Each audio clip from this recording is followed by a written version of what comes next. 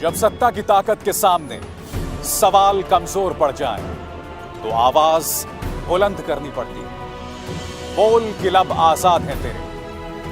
News click पर मेरे साथ। बोल के लब आजाद है तेरे, बोल ज़बां अब तक तेरी है। नमस्कार, बोल कि लब आजाद है तेरे। मैं अभिसार शर्मा और बोल में दो मुद्दे आपके सामने मैं लेकर आ रहा हूं। पहला मुद्दा, अब से जो डॉक्टर्स पर हमला करेगा उसे 7 साल तक की सजा मिल सकती है। और दूसरा, खाड़ी देशों में इस वक्त जो एक नया सिरदर्द प्रधानमंत्री नरेंद्र मोदी या ये कहा जाए भारत के लिए उभर कर आ रहा है, क्योंकि वहां पर कुछ कट्टर भक्तों ने कुछ मुस्लिम विरोधी और वहां पर भारत को शर्मिंदा करने वाले बयानात दिए हैं, ट्वीट्स किए हैं, जिसके चलते वहां पर जबरदस्त प्रतिक्रिया हो रही है। और उसका असर हमारे कूटनीतिक हलकों में हो रहा है। हमारे जो एम्बेसडर्स हैं, जो कि यूनाइटेड अरब एमिरेट्स में हैं या कतर में हैं, ओमान में हैं, उन्हें प्रतिक्रियाएं देनी पड़ रही है। खुद प्रधानमंत्री ने प्रतिक्रिया दी थी, उसकी हम चर्चा करेंगे। मगर शुरुआत हम करना चाहेंगे उस अहम अध्यादेश से जो मोदी सरकार लाई है उन लोगों के लिए जो डॉक्टर्स पर हमला करेंगे। यह तस्वीर याद है आपको इंदौर की, जब डॉक्टर जकिया सईद और डॉक्टर तृप्ति गई थीं इंदौर की इस गली में और तब भीड़ उन पर हमला कर देती है। किसी तरह से दोनों औरतें अपनी जान बचाकर आई थीं। बाद में पता चला कि इस गली में कम से कम दर्जन भर ऐसे लोग थे जो कोरोना वायरस पॉजिटिव पाए गए थे। अब इस तस्वीर पर गौर कीजिए। यह तस्वीर मुरादाबाद की है। खून से लथपथ एक डॉक्टर, किसी तरह से इसने अपनी जान बचाई। ये लोग गए थे एक परिवार को लेने उठाने वहां से, क्योंकि उनके परिवार के एक सदस्य की मौत कोरोना वायरस से हो गई थी। अब जाहिर सी बात है, जब एक सदस्य की मौत कोरोना वायरस से हुई है तो बाकी सदस्यों को भी अस्पताल ले जाया गया था, मगर उनके जो आसपास के लोगों ने डॉक्टर्स पर हमला कर दिया। आप मुझे बताइए ना, आखिर सख्त कानून क्यों ना लाए जाएं? और ऐसा नहीं कि सख्त कानून नहीं है, कम से कम 20 ऐसे भारत के राज्य हैं जहां आप डॉक्टर्स पर अगर हमला करते हैं तो उसको लेकर सख्त कानून पहले से ही मौजूद हैं। मैं आपको बताना चाहूंगा कि प्रधानमंत्री ने इस मुद्दे पर क्या कहा ट्वीट करके, क्योंकि मैं लगातार अपने कार्यक्रमों में प्रधानमंत्री जब भी संबोधन दे रहे थे, पहले उन्होंने याद है थाली ताली बजाने की बात कही, उसके बाद दिवाली मनाने की बात कही। उस दौरान मैं लगातार प्रधानमंत्री से कहता रहा था कि प्रधानमंत्री, आपसे मेरी अपील है कि डॉक्टर्स पर जिस तरह से हमला हो रहा है, कृपया एक अपील कीजिए। अब प्रधानमंत्री क्या कह रहे हैं, सुनिए। The epidemic diseases amendment ordinance 2020 manifests our commitment to protect each and every health care worker who is bravely battling COVID-19 on the front line. It will ensure safety of our professionals. There can be no compromise on their safety. बहुत खूबसूरत बात कही प्रधानमंत्री कि जो हमारे health workers हैं, हमारे जो स्वास्थ्य कर्मी हैं, उनकी सुरक्षा के साथ किसी तरह का कोई समझौता नहीं हो सकता। मगर मैं आपको मिलवाना चाहूंगा अहमदाबाद म्युनिसिपल कॉरपोरेशन के लिए काम करने वाली इस हेल्थ वर्कर से। इसका नाम रूपल है। जानते हैं क्या बता रही है? यह बता रही है कि वो लगातार कोरोना वायरस से जो पीड़ित लोग थे उनके बीच काम करती रही, उसकी तबीयत बिगड़ती रही। उसने लगातार ये बताया कि मैं शायद कोरोना वायरस पॉजिटिव हूं, और जब वो पता चला कि वो कोरोना वायरस पॉजिटिव है तो उसके साथ बदतमीजी की गई। क्या कह रहे ये रूपल, उसकी रुदाली सुनिए, उसकी दर्द भरी आवाज सुनिए। હવે જે હું તમને થોડી વાર રહીને વાત કરું, મારા હસબન્ડ રડી રહ્યા છે। ઇવન પોઝિટિવ કેસ છેલ્લા 2 કલાકથી આવ્યો છે। કોઈ ડિવાઇસ જો કોઈનો બી ફોન નથી કે હાલ રૂપલબેન તમે ક્યાં છો, શું કરો છો। आपको याद होगा अहमदाबाद के एक और अस्पताल में वहां के सफाई कर्मी जो हैं वो हड़ताल पर चले गए थे। जानते हैं क्यों? क्योंकि उन्हें पर्सनल प्रोटेक्टिव इक्विपमेंट यानी कि ग्लव्स, मास्क, ये तमाम चीजें मुहैया नहीं कराई गई थी। वो कह रहे थे कि हम कैसे कोरोना वायरस से जो पीड़ित मरीजों की सेवा करें अगर हमारे पास प्रोटेक्टिव इक्विपमेंट नहीं है। बहुत खूबसूरत बात की है प्रधानमंत्री आपने और सरकार ने कि आप डॉक्टर्स पर जो लगातार हमले हो रहे हैं उसको लेकर आप कानून लेकर आए हैं, मगर उससे भी बहुत जरूरी बात है कि आप पर्सनल प्रोटेक्टिव इक्विपमेंट पर जो देश भर से डॉक्टर्स की आवाज आती रही है, कृपया उस पर ठोस कदम उठाएं। क्योंकि आपको याद होगा कुछ दिनों पहले रोहतक मेडिकल कॉलेज से, all India institute of medical sciences से, तमाम जगहों से इस तरह की दलीलें, इस तरह की अपील की गई कि हमारे पास पर्सनल प्रोटेक्टिव इक्विपमेंट नहीं है, मगर उन सब की आवाजों को दफन कर दिया गया।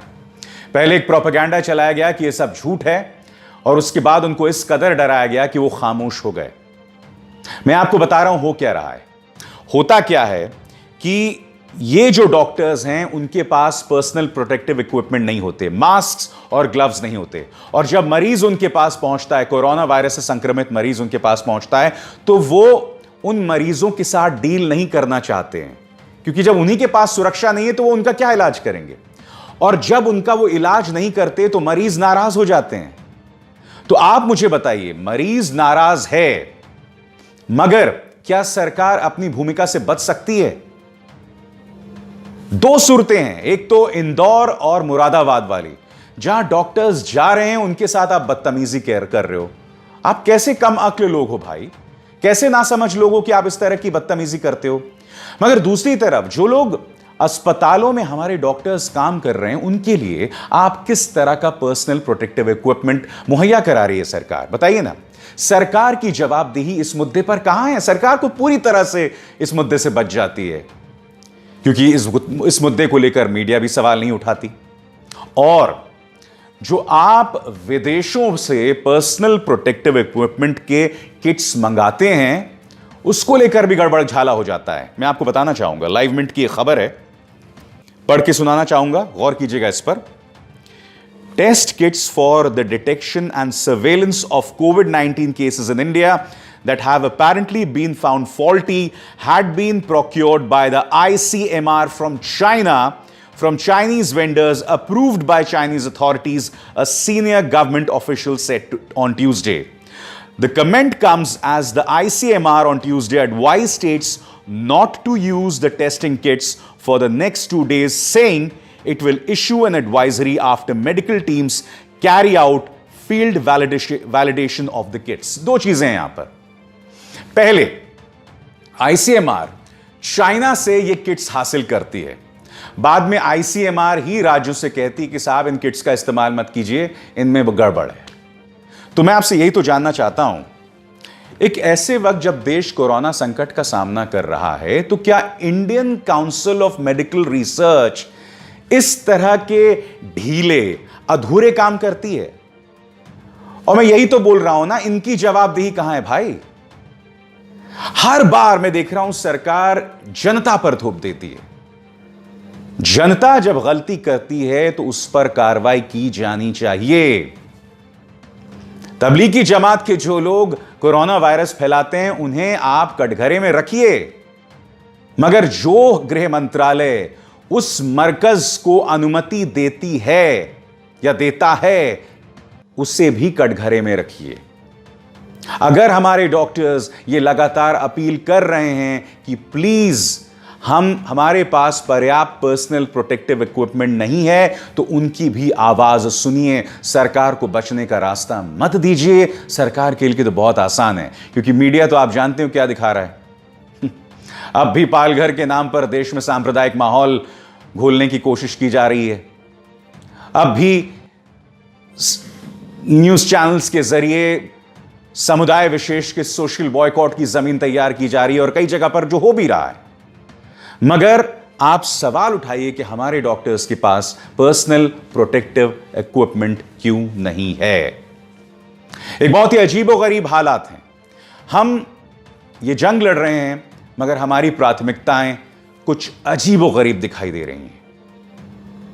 हमें अपनी प्राथमिकताओं पर जोर देना होगा, क्योंकि देखिए, यह मत सोचिए कि मामला जो है देश के अंदर निपट जाएगा। अब जो मैं दूसरे मुद्दे की आपसे बात करने जा रहा हूं ना, देश की बदनामी विदेशों में हो रही है। जी हां, मध्य पूर्व के देशों में एक जबरदस्त प्रतिक्रिया आई है, और मैं आपको बताता हूं क्यों। सबसे पहले मैं आपको दिखाना चाहूंगा प्रधानमंत्री नरेंद्र मोदी का एक ट्वीट जो कुछ दिनों पहले किया था, जिसमें वो ये कह रहे हैं कि कोरोना संकट के सामने हम एक साथ लड़ाई लड़ेंगे, और जब ये महामारी या बीमारी आप पर हमला करती है ना, तो आपके धर्म, आपकी जाति, आपका रंग, आपकी भाषा नहीं देखती। प्रधानमंत्री को क्यों कहना पड़ा? क्योंकि जो मिडिल ईस्ट के देश हैं, गल्फ के देश हैं, वहां पर कुछ भारतीय कुछ जहरीली बातें कर रहे थे और उसको लेकर वहां के हुक्मरानों में जबरदस्त नाराजगी थी। उन्होंने क्या कहा मैं नहीं बोलना चाहता हूं, मैं आपको बताना चाहता हूं कि हमारे जो एम्बेसडर्स हैं, हमारे जो राजदूत वहां पर पोस्टेड हैं, उनके लिए कितनी बड़ी मुश्किल है। मसलन आपके स्क्रीन पर एम्बेसडर पवन कपूर, जो कि हमारे एम्बेसडर हैं यूएई में, वो क्या कह रहे हैं? India and UAE share the value of non discrimination on any grounds.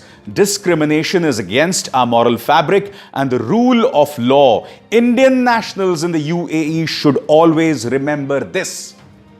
वो नसीहत दे रहे हैं यूएई में भारतीय जो बसे हैं, और वो क्या कह रहे हैं कि पक्षपात मत कीजिए, कि किसी तरह का डिस्क्रिमिनेशन मत कीजिए। ऐसा वो क्यों कह रहे हैं? क्योंकि कुछ भारतीय जो कट्टर समर्थक हैं, भक्त हैं, वो लोग जहरीले बयान दे रहे थे मुसलमानों के खिलाफ। ये भी बता रहे थे कि ये जो देश चल रहे हैं खाड़ी के, ये हमारे रहमो करम से चल रहे हैं। नतीजा वहां पर एक जबरदस्त प्रतिक्रिया हुई है। यूएई के आपने एम्बेसडर को सुन लिया, अब देखिए ओमान में जो हमारी एम्बेसी है उसने क्या बयान जारी किया है। The friendly relations between India and Oman are underpinned by our shared values of tolerance and pluralism. Let us all commit to maintaining unity and social harmony at this critical juncture. सब एका बनाए रखें देश जब ऐसे हालात का सामना कर रहा है। हुआ क्या है? न सिर्फ कुछ लोगों के बयान जिससे मध्य पूर्व में, गल्फ में लोगों में जबरदस्त नाराजगी है, बल्कि हमारे कुछ जाने पहचाने लोग, उनके पुराने बयानात वो सामने उभर कर आए हैं। मसलन गौर कीजिए, तेजस्वी सूर्या ने क्या कहा था आपकी स्क्रीन पर। तेजस्वी सूर्या ने आज से कई सालों पहले यह बात कही थी तारिक फतह का हवाला देते हुए, और उन्होंने आगे यह भी कहा था कि मैं इससे इत्तेफाक रखता हूं।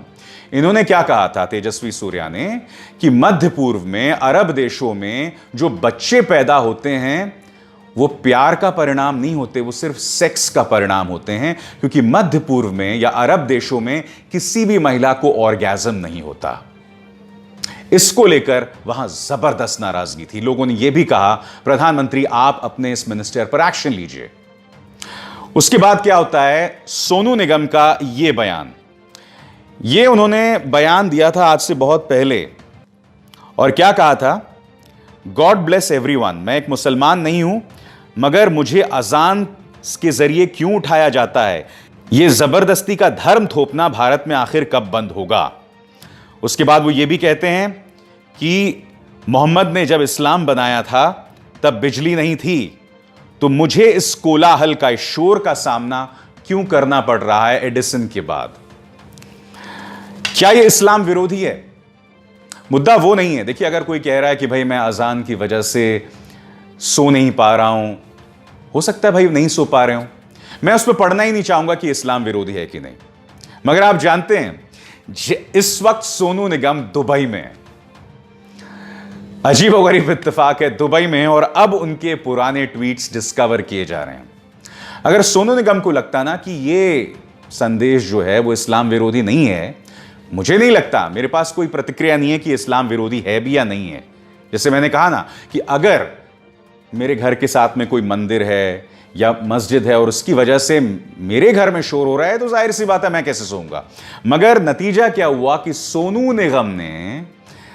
निगम ने क्या किया कि अपने ट्विटर अकाउंट को ही डिलीट कर दिया, क्योंकि वो इस वक्त कहां है?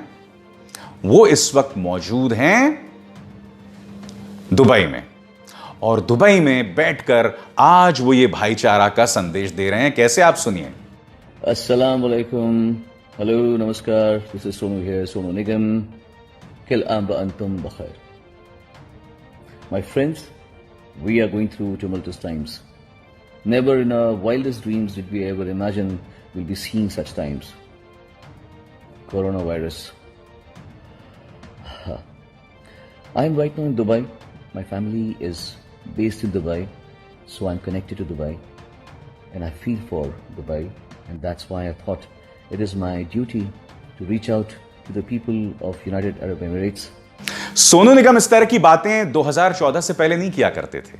मुझे आपत्ति इस बात पर है दोस्तों, 2014 से पहले इस सरकार की कट्टर विचारधारा में खुद को एक्सेप्टेबल बनाने के लिए, खुद को स्वीकार्य बनाने के लिए मैंने कभी भी सोनू निगम के मुंह से इस तरह की बातें नहीं सुनी। आज ये सबक है ऐसे लोगों का कि जो बात आप अपने घर के अंदर बोल सकते हैं, हमेशा ध्यान रखिए, क्या वो सड़क पर भी उतर के आप कह सकते हैं? क्या आप अगली गली में भी उतर के आप ये बात कह सकते हैं? क्या अगले शहर में भी आप उतर के बात कह सकते हैं? क्या अगले राज्य में भी उतर के बात कह सकते हैं? क्या आप वही बात किसी और देश में भी जाकर कह सकते हैं सोनू निगम साहब? जी हां, आपको दुबई जाकर यह बात समझ आ गई कि मैं ये बातें दूसरे देशों में नहीं कह सकता, तो ऐसी बातें करनी ही क्यों? या तो अगर आपको लगता है कि आपने सही कहा है, मैंने आपको कसूरवार नहीं ठहराया आपके इस बयान के लिए। अगर आपको लगता है कि आपने सही कहा, तो आपने अपना ट्विटर अकाउंट क्यों डिलीट किया? बताइए। तो मैं जो आपको लगातार कह रहा हूं कि खाड़ी में इस वक्त लाखों भारतीय काम करते हैं। एक सर्वे के मुताबिक शायद 1 करोड़ से भी ज्यादा, हो सकता है ये आंकड़ा बहुत कम हो। आप सोचिए, जब इस तरह का जहर बीजेपी आईटी सेल फैलाएगी, तो हमारे उन भारतीयों को, जिनमें कई हिंदू भी हैं, जो बसे हुए हैं कतर में, ओमान में, यूएई में, सऊदी अरब में, उनके लिए कितनी मुश्किल हो जाएगी? बताइए ना। वहां तो डेमोक्रेसी भी नहीं है, वहां तो कोई सुनवाई भी नहीं है। आप सोचिए, जब आप इस तरह की जहरीली बातें करते हैं, मैंने कुछ 2 रुपए प्रति ट्वीट पर बिकने वाले बीजेपी आईटी सेल के कुछ लोग, वो लोग क्या कर रहे थे, उन्होंने अपने लोकेशन को जानबूझकर कुवैत या कोई मिडिल ईस्ट कंट्री कर दिया, और उसका मकसद यह था कि हम जानबूझकर अपने अकाउंट से जहरीली बातें करें मुसलमानों के बारे में, और फिर हमारी वहां शिकायत हो और वहां बेवजह का असमंजस फैले। आज मैं आपसे कहना चाहता हूं, आपके इस रवैये की वजह से हमारे भारतीय जो वहां बसे हैं, उनके लिए मुश्किलें पैदा हो रही हैं। और मैं ये बता दूं, जिन लोगों ने वो जहरीली बातें की थी, एक प्रीति है, एक सौरभ है, ये सब तो हिंदू है ना। इनसे जुड़े फैमिलीज हैं, इनसे जुड़े एम्प्लॉइज हैं। आपकी बेवकूफी की वजह से इनको दिक्कतें पेश आ रही हैं।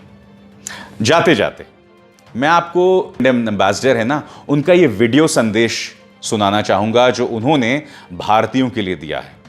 दिलचस्प बात यह है कि वो भारतीयों को यह संदेश दे रहे हैं कि अफवाहों में विश्वास ना करें और पैनिक, यानी कि अफरा तफरी ना फैलाएं। अब अगर आप ध्यान से देखेंगे इस वीडियो में, तो नीचे में पैनिक का जो अनुवाद है, ट्रांसलेशन है, वो आतंक कर दिया गया है। आप जानते हैं पैनिक और आतंक में बहुत बड़ा फर्क है। आप ये वीडियो देखिए, फिर बात करता हूं मैं। I once again urge all the Indian community members staying here to remain safe and healthy and do not spread panic, do not venture out, stay put where you are, stay safe and healthy and help the government of Saudi Arabia prevent the spread of COVID-19. तो panic और आतंक में बहुत बड़ा फर्क है।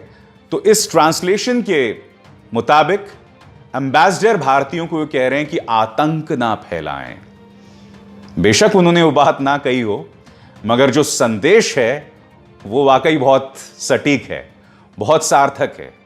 मेरी भी आपसे अपील, खासकर बीजेपी आईटी सेल की से, कि कृपया आतंक ना फैलाएं, क्योंकि जब आप ऐसी बातें करते हैं तो मेरे भारतीय, मेरे भाई बहन जो वहां बसे हुए हैं, उनके लिए मुश्किलें पेश आती हैं। अपनी सियासत से ऊपर उठिए, फॉर गॉड्स सेक।